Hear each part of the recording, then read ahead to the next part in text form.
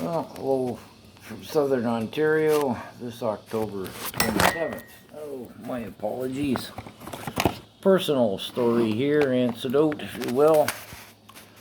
I know this gal, and I'll change the names to protect the innocent and remove the guilty by association factor and stuff. So I'll call her Annalisa. She came in the other day and she's aware of my posts and what I'm trying to do and stuff. And for months now, she doesn't buy the COVID thing at all. She's posts on YouTube and gets banned for 30 days. Facebook, sorry, banned for 30 days. And she said, I've even lost friends over it. People they go beyond, the internet. They're just like, no, I'm not talking to you anymore. Don't like your attitude, blah, blah, blah. She said, I'm willing to take the heat on that. I've taken my stance, and that's where I'm at. I'll describe her a little bit. I don't know. She's in her early or mid 30s or something. Lovely girl. 3 children. Lovely, young, well-balanced children. Everything, as it should be. She's divorced. Works for a living. Works hard. Takes pride in that. She's not a welfare mom cranking out 5 kids at $500 a head from 7 different fathers and working on another one. No, she's the backbone of the nation, if you will. Or Ms. Average, whatever you want to call her. Can't fault her or how she's raising her brood. Everything's good. But she's taken the stance that she doesn't buy this COVID bullshit. I'm in agreement with her. You may not be. That's your choice. But here's the point of the story. She said, I went into Walmart yesterday. I guess I gave her that Uncle Scott look, Walmart, China. She's like, no, I know, I don't go there as a rule, but her 9-year-old son wanted a specific thing for his birthday. Not a big ticket item, of course. She said, I Googled it. They're the only ones had it. And I wanted to get it for her.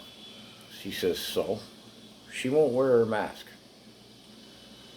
I'll come back to that in a minute.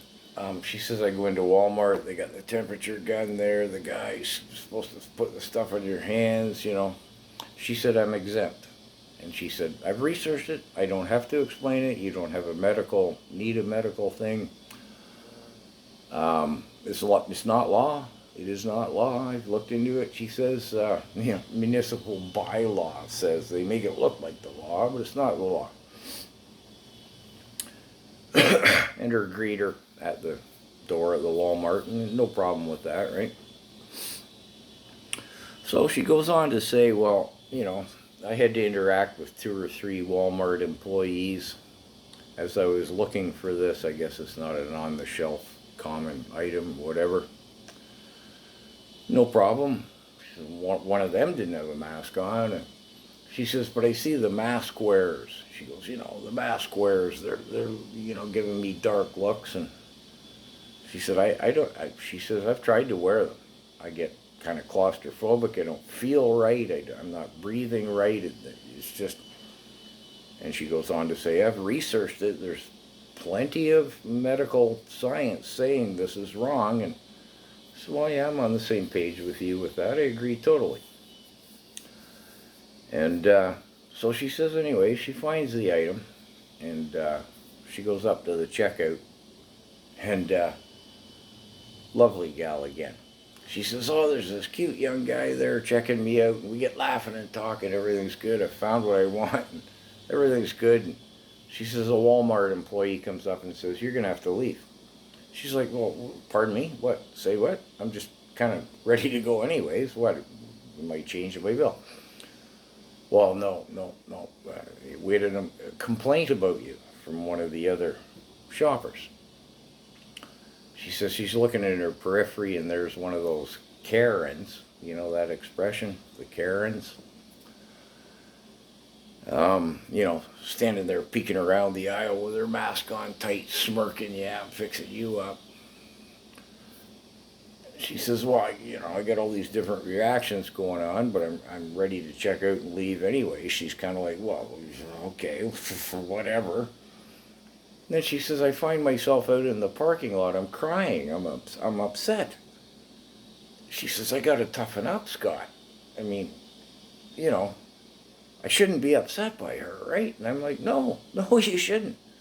Whatever your opinion is, you have the right to express it. You have the right to take a stance. She says, I know that. But I just got to toughen up. I'm sitting in the car sobbing because of this Karen. I got to toughen up, Scott. That's just it. I've taken my stance. And I said, go, Aunt Melissa. Go. Yes. Whatever your stance is, take it. Stand up for your rights. You have rights. She kind of goes back into the legal thing again. She's going, no, I know, I'm aware of my rights. I got to stop myself from being upset. I shouldn't have to be subjected to this. It shouldn't be like this. What's wrong with society? And then she mentions a video of mine she was watching where, she's like, well, how can people even think that way? What? I said, well, the important thing really, and this is the point of the video, make your voice heard. Whatever your stance is, make it heard while it can be. This medium we have here, this internet, it lets everybody be heard. And people say it's not happening here in Canada. Well, it is happening here in Canada.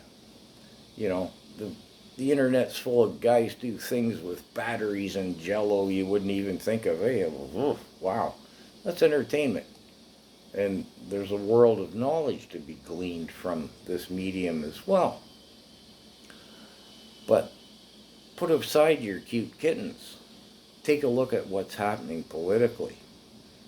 If Annalisa can take her stand, so can you. Use this medium while it's still available.